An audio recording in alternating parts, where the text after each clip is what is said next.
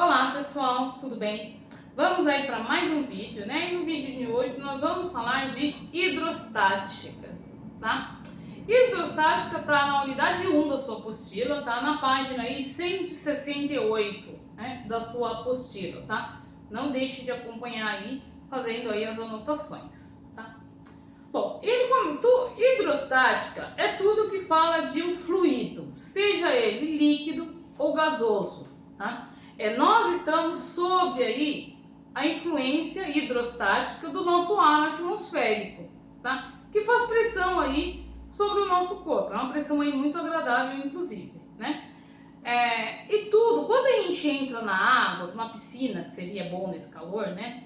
Há uma alteração aí na pressão, porque ele muda aí, no caso, o ambiente que nós estamos. Nós sentimos aí mais leve, sentimos diferença. Então, a hidrostática vai analisar aí tudo isso, tá? Bom, primeiro vamos começar falando de massa específica, tá? Massa específica é o valor que cada substância tem, que é a massa da substância ou do objeto dividido pelo volume que ele ocupa, tá? Um exemplo aí, por exemplo, o ferro, né? O ferro às vezes ocupa um volume pequenininho, né? Porém ele tem uma massa muito grande, né? Devido aí à sua alta densidade, né? Já coisas como o isopor, por exemplo, o isopor ocupa um espaço bem grande, mas ele tem uma massa pequena, tem pouca massa, ocupa muito volume, devido a essa densidade e massa específica. Densidade absoluta e massa específica são a mesma coisa, tá? Inclusive na apostila de vocês está descrito. Esse é um valor característico de cada substância. O nosso corpo tem também uma massa específica ou, né, uma densidade aí absoluta, que significa aí a quantidade de massa do nosso corpo pelo volume que ocupa, né? Uma vez aí que ocupa muito volume é porque tem muita massa, tá? Bom, a massa específica, né, ou densidade absoluta, é medido em grama por centímetro cúbico, tá? Ou 10 elevado a 3 quilogramas por metros cúbicos, tá? A mais usada aqui é essa, tá? Que é a unidade aí do Sistema Internacional de Medidas, tá? Bom, pressão, tá? Pressão é a força que é exercida dividido pela área, tá? Um exemplo de pressão, né? Por exemplo, imagina quando você está na cama, se você está de pé na cama, todo o peso, toda a força-peso do seu corpo está em uma pequena área, tá? Já se você estiver deitada, você espalha o peso do seu corpo, né? Então, quer dizer, o peso do seu corpo ele é espalhado pela área, então a pressão é menor, tá? Imagina aí você fazendo força em uma área bem pequenininha, um espaço bem pequenininho. A pressão naquele ponto é muito maior do que se você fizesse a mesma força em uma área aí muito maior, tá?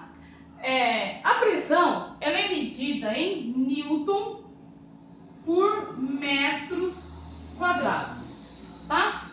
Newton por metro quadrado, tá? Essa unidade ela é chamada de Pascal. Pascal, que é PA, tá?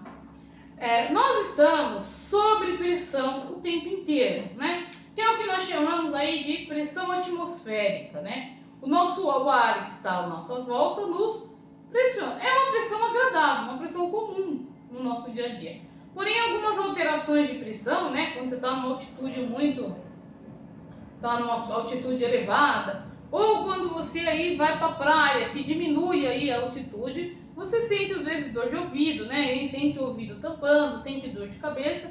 Então o nosso corpo aí é sensível aí a essa alteração de pressão, tá? Então, a pressão atmosférica, tá? É também medida por 1 atm, do mar, tá?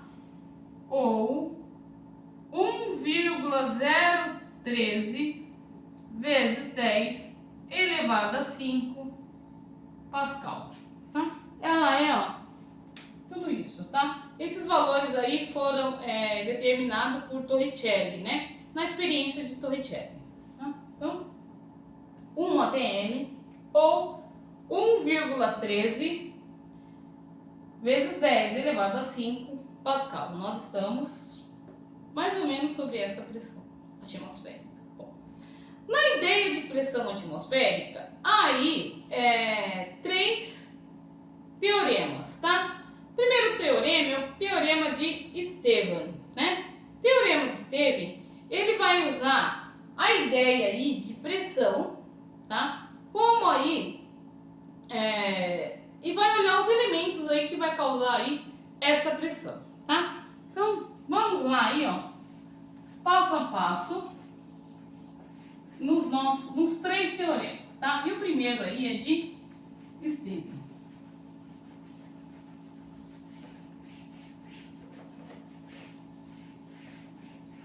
Ó, Esteban.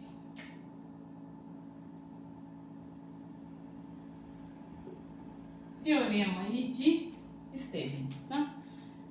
E o teorema de Esteban, ele fala que, imagina aqui cheio de líquido, né? E ele fala aqui, ó, que no ponto A, a pressão é diferente que no ponto B. Vendo aqui, ó? Fala que a pressão aqui, ó, é diferente aí uma da outra, tá? E a pressão, segundo Esteban, é pressão igual densidade vezes gravidade vezes altura. Bom, se eu mudo a altura, eu mudo também a minha pressão, não é? Olha a altura que tá, não tá uma diferença de altura aqui, ó? Dá uma diferença de altura, certo? Então a minha diferença de pressão vai ser equivalente, ó, à minha variação de altura, tá? Variação de pressão igual a densidade do líquido, aqui eu coloquei como exemplo um líquido, tá? Vezes a gravidade, vezes a variação de altura, tá? Isso eu estou considerando o que está dentro aqui do meu recipiente, tá? Imagina se fosse um poço, por exemplo, ou um tanque, né? Tem tanque que às vezes cabe litros e litros aí de combustível, né? Ou de óleo, ou de um líquido específico, né? Então, eu estaria calculando aí a densidade, teria que ter a densidade desse líquido, a gravidade e a altura aí de 2 pontos desse tanque, tá? Porém, ele não conta aí, não está contando aí a pressão atmosférica, tá? Então, a pressão total aqui, ó, nesse ponto B, por exemplo, aqui no fundo, seria na verdade, seria a pressão total, né? Vou colocar aqui. Pressão total seria a pressão atmosférica, que é o valor que eu coloquei agora há pouco, mais a densidade, gravidade e altura. Seria tudo isso, tá? De acordo aí com os estudos de Esteban. Bom, depois aí tem o nosso teorema de Pascal, tá? O teorema de Pascal é a base de tudo que é hidráulico, né? Direção hidráulica, freio hidráulico, prensa hidráulica, elevador hidráulico. Ele tem aí essa mesma aí teoria, né? Que fala de 2 pontos, tá? Por exemplo, o teorema de Pascal, ele fala aqui, ó, que a variação de pressão no ponto A é igual à variação de pressão no ponto B. O que significa isso, né? Deixa eu colocar aqui, ó, o teorema de Pascal. O teorema de Pascal fala que se eu Vou aumentar aqui o desenho, né? Fala que se eu fizer uma força aqui, ó, né? E aumentar a pressão desse líquido neste ponto A, também eu vou aumentar neste ponto B, tá? Significa que o aumento de pressão, ele vai ser em todos os pontos aqui, ó, desse meu líquido, tá? O princípio de Pascal também fala como é possível que nós conseguimos encher a bexiga, né? Sabe bexiga de festa infantil? É muito comum aí encher bexiga, né? Conforme você enche a bexiga, você assopra ela e o ar vai começando a fazer pressão na parede da bexiga. Como ele é um material elástico, ela vai ali se esticar, né? Quando chega um determinado momento, ela estica tanto que a pressão é tanto que rompe aí a bexiga, né? Quer dizer, ela não vai, o ar que ela é transmitido aqui, né? Ou a pressão, ou a força que é transmitido, ela não pega num só ponto, ela pega em todos os pontos aqui que esteja dentro do meu recipiente. Se fosse a bexiga, por exemplo, seria assim, ó. Tá aqui a minha bexiga, tá vendo? O bico dela, vendo? Toda vez que eu colocasse ar aqui dentro da minha bexiga, ó, todos os pontos aqui, ó, vai sofrer um aumento de pressão. Por isso ela vai se esticando, tá? Bom, como ele fala que o aumento de pressão em um ponto é igual ao outro, né? Ele fala que o aumento de pressão no ponto 1 é igual à pressão no ponto 2. Quer dizer que a força 1 vezes a área 1 é igual à força 2 dividido pela área 2. Tá? Isso é a base do elevador hidráulico. O elevador hidráulico ele tem mais ou menos esse formato, certo? Aqui eu faço força e aqui eu quero erguer aqui o meu carro, tá? Quando eu fizer força aqui, ó, eu vou fazer aqui, eu vou aumentar a pressão aqui no meu ponto 1. Por consequência, vai aumentar em todos os pontos aqui, ó, até chegar nos pontos aqui, ó, que eu vou chamar aqui, ó, de ponto 2. Só que há diferença de área. Essa área é maior, essa área é maior e essa é menor. Então, a força que é transmitida aqui, ó, que é a força 2. Opa, aqui é a força 1. Tá? A força 1. Acaba sendo aí muito maior, vendo? Capaz aí de erguer o carro, tá? Elevador hidráulico é assim, prensa hidráulica é assim. Imagina, por exemplo, um freio hidráulico, né? Ele é acionado ali só com o pedal do motorista. E o motorista consegue, mesmo fazendo uma força simples do pedal, parar todo o veículo, tá? Por quê? Porque ele vai transmitindo essa pressão e aumenta aí a força quando ele chega aí numa área aí muito maior, certo? Bom, e por último tem o teorema de Arquimedes, tá? O teorema de Arquimedes, ele fala sobre o empuxo, né? E ele coloca aí, ó, principalmente, vou tirar essa parte aqui do espelho, hein?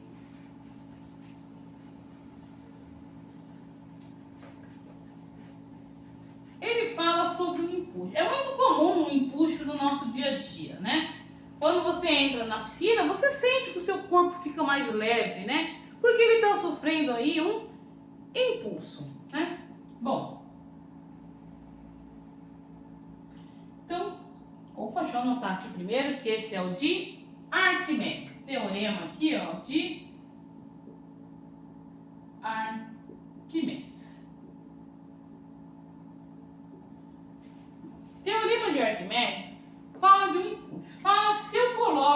aqui, ó,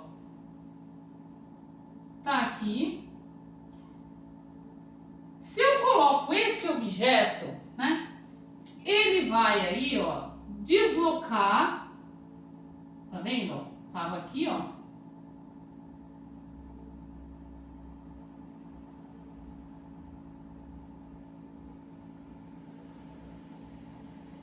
Quer dizer, ele vai deslocar uma parte aí, ó, da água. Esse empuxo que eu tenho, tá? É equivalente aqui, ó, a esse volume que foi deslocado, tá? Inclusive, tem aí um desenho aí na apostila de vocês com esse valor deslocado, tá bom? Fala que o empuxo é igual a densidade vezes o volume deslocado e a gravidade. Olha aqui, ó. Tá? Aqui, ó, tá no desenho aqui embaixo, ó, tá vendo, ó? Olha o nome do desenho aqui, ó, tá? Tem aqui do mesmo jeito, tá bom? Essa aí é o teorema, ele explica aí do empuxo, tá? Densidade do líquido, volume deslocado e gravidade, tá? É muito comum a gente perceber que algumas coisas, quando está mergulhado, ela tem um peso aparente, né? Parece que é tudo mais leve dentro da água, né? Porque ela sofre um empuxo. Nós também sofremos um empuxo, né? Embora a sensação que tem quando a gente cai na água, a gente não sabe nadar, né? Cai na água, a gente vai afundar, né? Isso ocorre porque a densidade do nosso corpo, tá? É maior do que a densidade da água, né? Quando você pula na piscina, a primeira coisa que você faz é afundar, porque estamos corpos de densidades diferentes, tá? Porém, algumas coisas como bola, isopor, né?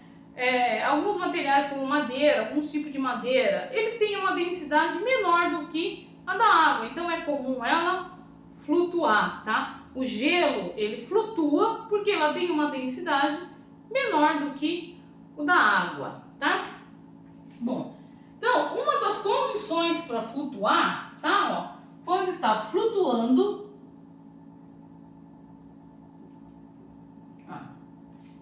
significa que o meu peso é igual ao empuxo, tá?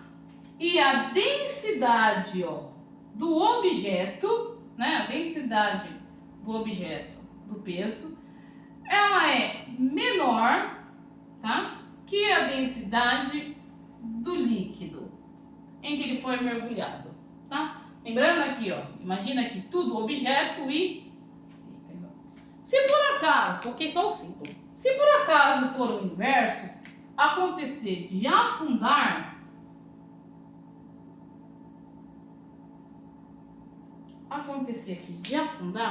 significa que o peso é maior do que o meu empuxo e a densidade do objeto que está sendo mergulhado, tá?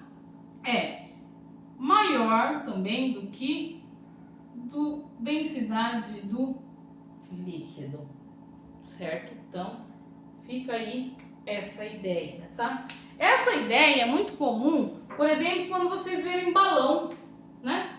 O balão, o fato de aquecer o ar, né? Ou usar gás hélio, por exemplo, é um gás que tem uma densidade muito baixa, muito menor do que o nosso gás atmosférico, tá? Isso faz com que o empuxo do ar atmosférico faz com que ele suba, né? Faz com que ele suba aí até uma determinada altitude, né? Quando a pressão atmosférica se iguala à pressão dentro, né? Fica os dois iguais, ó. Se iguala aí a pressão da atmosférica, a pressão dentro aí do balão, tá? Então, é muito comum isso, né? Você vê que o balão ele só some se ele tiver ou um ar quente, que muda a densidade, ou o gás hélio, que tem uma densidade aí menor. Então,